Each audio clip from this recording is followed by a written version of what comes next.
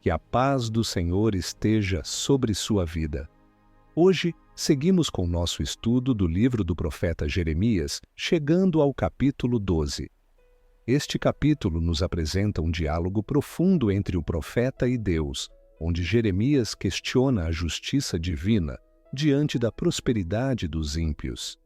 Ele observa que os que transgridem a vontade do Senhor parecem viver em tranquilidade, enquanto os fiéis sofrem perseguição e desprezo.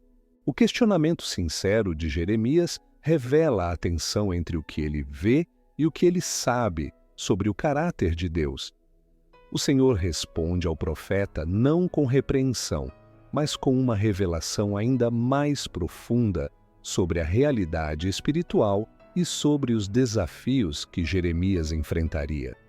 Ele é chamado a amadurecer, a não se escandalizar com as dificuldades e a entender que a fidelidade a Deus envolve resistência, confiança e perseverança.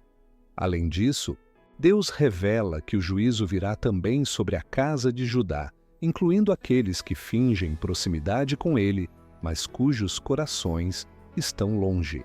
Jeremias 12 é um convite à confiança na justiça de Deus, mesmo quando ela parece demorar.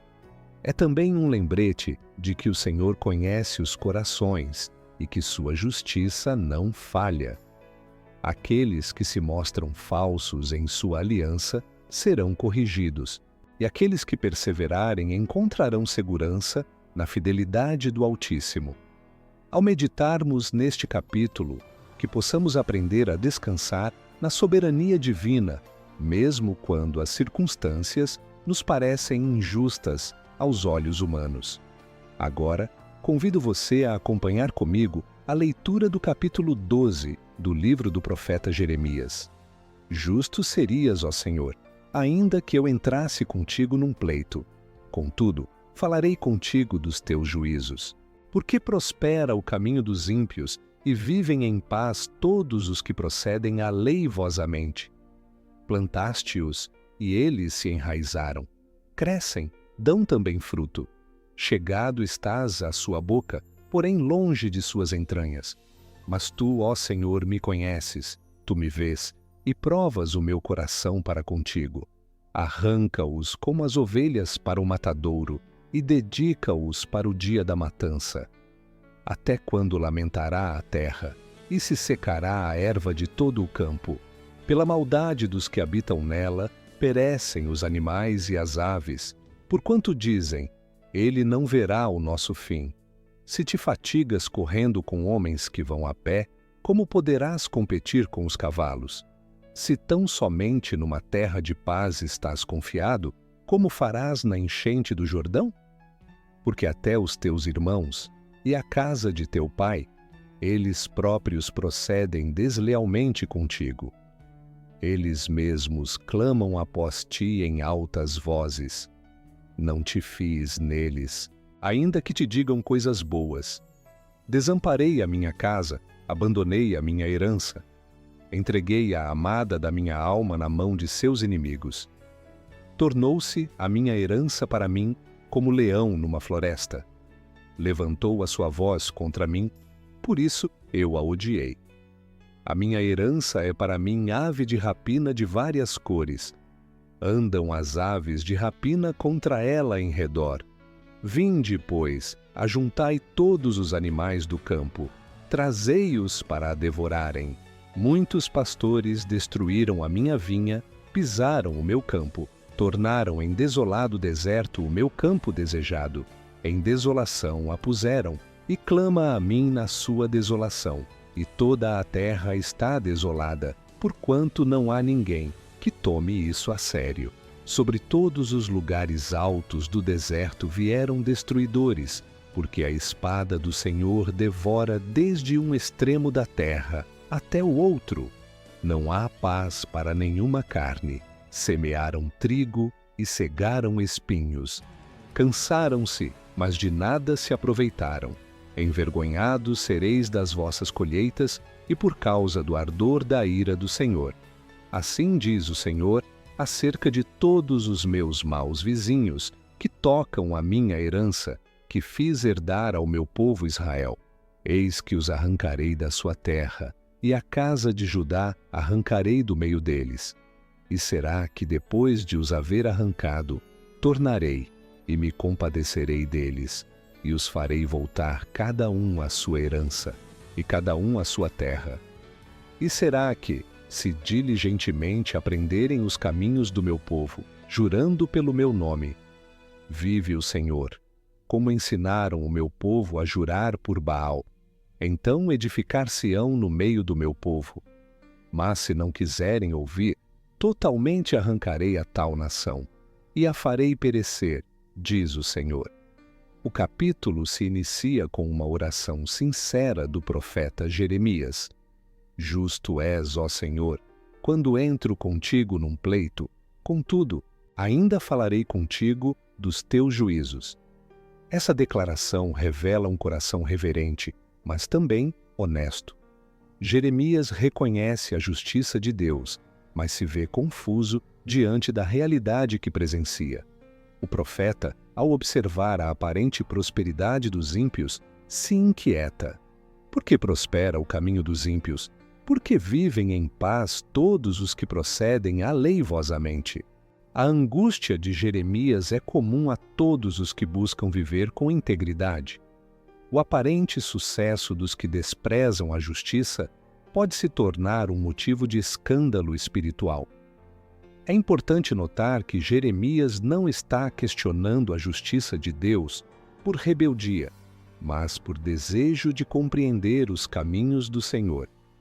Ele observa que os ímpios são plantados e enraizados, que produzem fruto e prosperam, ainda que suas palavras sejam religiosas e seus corações distantes de Deus.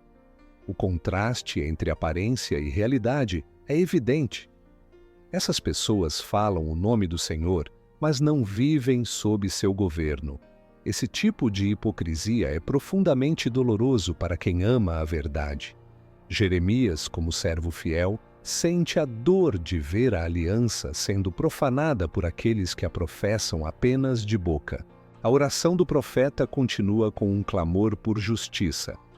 Arranca-os como ovelhas para o matadouro e prepara-os para o dia da matança. Jeremias expressa o desejo de que Deus intervenha, não apenas para punir, mas para revelar publicamente a diferença entre os que temem ao Senhor e os que apenas fingem piedade. O profeta não deseja vingança pessoal, mas anseia por ver a santidade de Deus sendo reconhecida e honrada. Ele deseja que o nome do Senhor não seja profanado por aqueles que vivem na iniquidade, mas ainda assim desfrutam de posição e influência entre o povo. O clamor atinge seu auge quando Jeremias diz: até quando estará de luto a terra e se secará a erva de todo o campo? O profeta percebe que o pecado dos ímpios não afeta apenas sua própria vida, mas toda a comunidade. A terra geme por causa da injustiça. A criação sofre, os animais perecem, e o povo se torna vítima das consequências da impiedade. Jeremias vê que o juízo de Deus não é apenas uma necessidade moral, é uma urgência para a restauração de toda a ordem que foi corrompida pela rebeldia humana. A resposta do Senhor ao clamor de Jeremias é surpreendente. Em vez de explicar imediatamente os caminhos da justiça divina, Deus responde com um desafio. Se te fatigas correndo com homens que vão a pé, como poderás competir com os que vão a cavalo? O Senhor está chamando o profeta a amadurecer, a compreender que a missão que ele recebeu exige resistência além do comum. O sofrimento que ele enfrenta é real, mas ainda é apenas o começo. Jeremias terá de lidar com pressões ainda maiores. O chamado de Deus não o poupará da dor, mas o capacitará a suportá-la.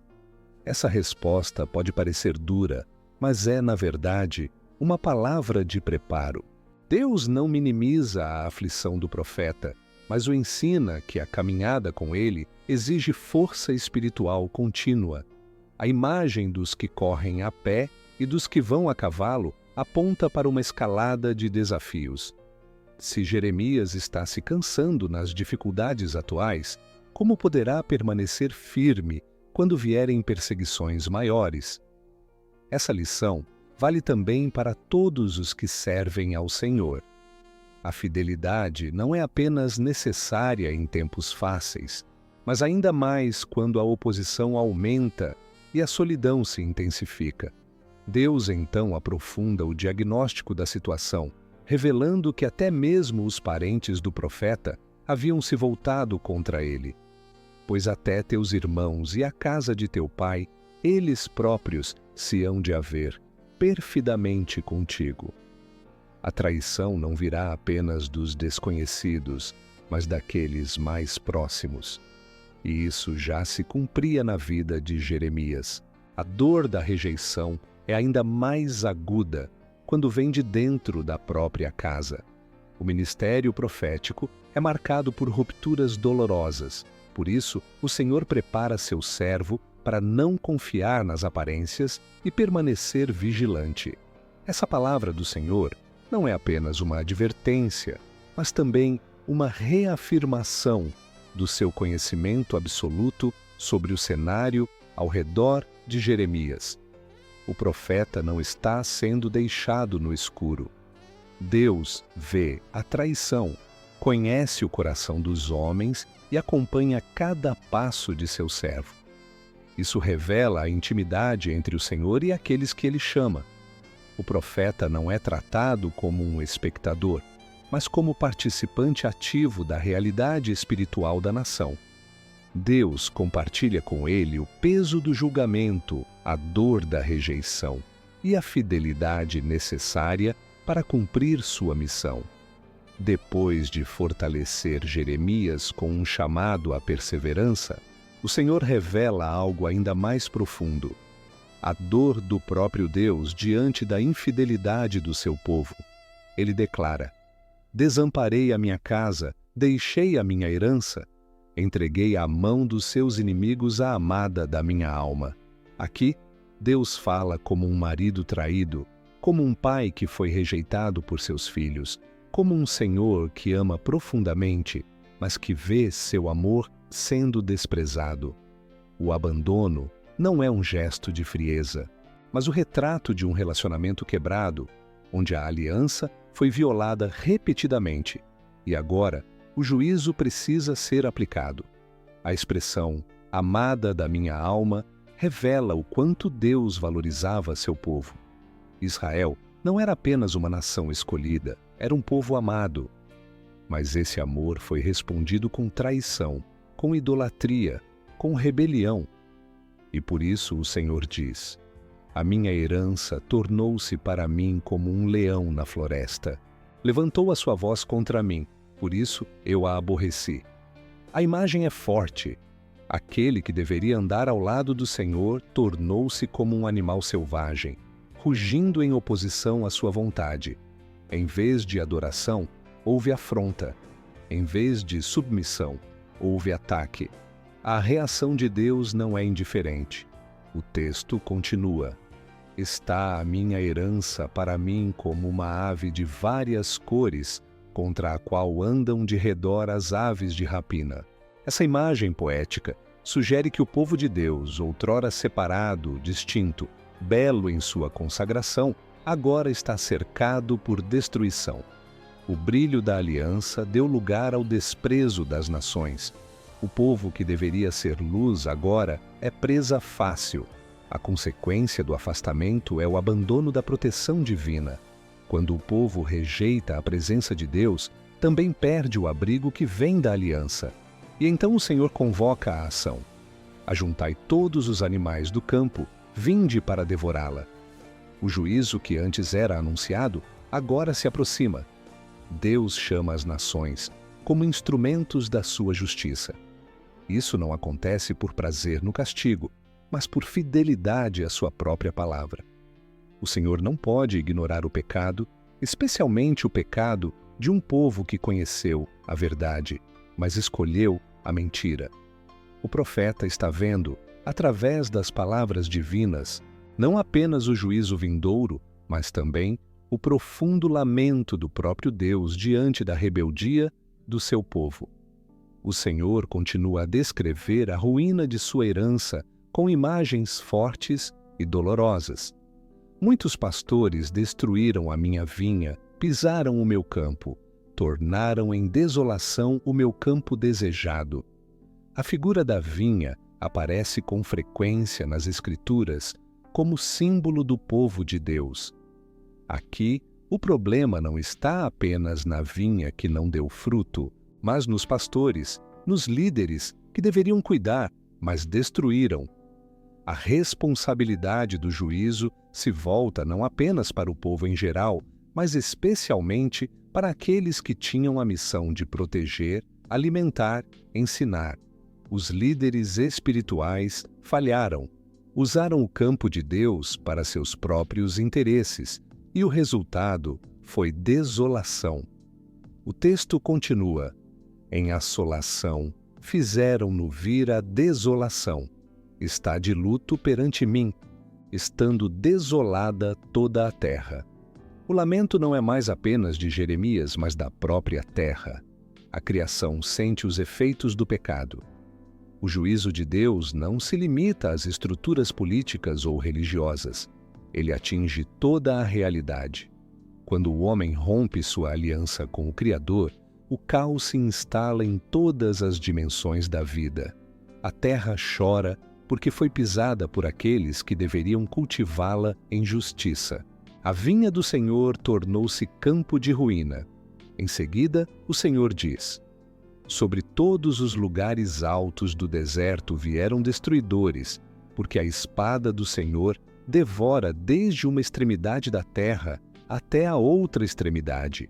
Aqui não se trata de uma destruição parcial, mas de um juízo abrangente. Ninguém pode escapar. A espada do Senhor não é como a espada dos homens. Ela é justa, precisa e santa. Quando ele age em juízo, o faz com pleno conhecimento, com fidelidade à sua justiça e com zelo pela sua glória. A abrangência da destruição revela também a profundidade da corrupção. Não havia mais lugar onde a verdade fosse honrada, e por isso o juízo precisava ser completo. E o Senhor encerra esse trecho com uma advertência solene. Semearam trigo, mas cegaram espinhos. Cansaram-se, mas de nada aproveitaram. Envergonhar-vos-eis dos vossos frutos, por causa do ardor da ira do Senhor. Essa é uma das imagens mais trágicas do capítulo. O povo trabalhou, semeou, esperou, mas a colheita foi de espinhos. O que parecia promissor se tornou dor. O esforço humano, separado da obediência a Deus, é vão. Quando se despreza a vontade do Senhor, até mesmo o trabalho árduo se torna frustração. A vida sem aliança produz apenas ilusão, e o resultado é vergonha diante do Senhor que tudo vê. Apesar da severidade do juízo, o capítulo encerra com uma promessa surpreendente: a possibilidade de restauração, não apenas para Israel, mas até mesmo para os povos estrangeiros. O Senhor diz: e acontecerá que, depois de eu os haver arrancado, tornarei e me compadecerei deles, e tornarei a trazê-los, cada um a sua herança e cada um a sua terra. Essa palavra revela que, mesmo no contexto de disciplina, Deus não encerra sua ação com destruição. A última palavra não é o juízo, mas a misericórdia. A fidelidade de Deus à aliança inclui correção, mas também contempla a restauração para os que se voltam a Ele com arrependimento. A graça que Deus anuncia aqui vai além de Judá. Ele se refere até mesmo às nações vizinhas, inimigas históricas de Israel, que participaram do engano e ensinaram idolatria. E será que, se diligentemente aprenderem os caminhos do meu povo, jurando pelo meu nome, vive o Senhor, como ensinaram ao meu povo a jurar por Baal, então serão edificados no meio do meu povo. Esta é uma declaração impressionante. Deus está dizendo que os povos que antes induziram Israel ao erro, se converterem, também poderão fazer parte de seu povo. A salvação não é limitada por fronteiras geográficas ou culturais, mas se estende a todos os que abandonam os ídolos e reconhecem o Senhor como Deus. Essa inclusão não anula a santidade de Deus, mas revela a amplitude de seu plano redentor. Mesmo aqueles que outrora foram instrumentos de escândalo e juízo, poderão, se aprenderem os caminhos do Senhor, ser edificados. A condição é clara: conversão verdadeira, abandono da idolatria, reverência ao nome do Senhor. Esse texto antecipa, de forma profética, o que seria revelado plenamente em Cristo, o chamado de todas as nações à adoração do Deus único. Mas o capítulo também termina com um alerta solene. Se, porém, não obedecerem, arrancarei tal nação, arrancando-a e destruindo-a, diz o Senhor. A paciência de Deus é real, mas não é permissiva. Sua misericórdia é abundante, mas não anula a justiça. Aqueles que resistirem à correção e permanecerem na rebeldia enfrentarão o juízo final. Assim, Jeremias 12 encerra com esse duplo apelo: esperança para os que se voltam ao Senhor e advertência para os que insistem em rejeitá-lo. A escolha entre vida e morte espiritual continua sendo apresentada diante de cada geração. Agora, convido você para uma breve oração. Senhor meu Deus e Pai, te agradecemos por mais uma vez sermos instruídos pela Tua Palavra. Reconhecemos que muitas vezes nos questionamos diante da prosperidade dos ímpios e até mesmo duvidamos da Tua justiça. Mas hoje aprendemos que Tu és fiel em tudo o que fazes, que corriges com justiça, mas também restauras com misericórdia. Ensina-nos a confiar mesmo quando não compreendemos, a caminhar contigo mesmo em meio às dores e a guardar a Tua aliança com integridade. Que sejamos encontrados fiéis no dia da Tua visitação e que nossa vida Te honre em todo o tempo. Em nome de Jesus Cristo, nosso Senhor e Salvador, oramos e agradecemos. Amém. Agradecemos pela sua presença aqui neste canal de estudo, onde vimos o capítulo 12 de Jeremias. Prepare-se para nosso próximo estudo, que será o capítulo 13. Se esta mensagem tocou o seu coração, compartilhe-a com aqueles que precisam ouvir sobre o amor, a justiça e a soberania de Deus. Cada compartilhamento é uma semente lançada em solo fértil. E o Senhor, em sua infinita graça, abençoa aqueles que dedicam suas vidas a espalhar a verdade de sua palavra. Junte-se a nós nesta missão de alcançar mais vidas com a mensagem do Evangelho. Compartilhe este estudo com amigos, familiares e em suas redes sociais, permitindo que mais pessoas conheçam a fidelidade do Senhor e encontrem segurança em sua presença. Que o Senhor abençoe sua vida abundantemente, renove suas forças e o guie em cada passo do caminho. Amém.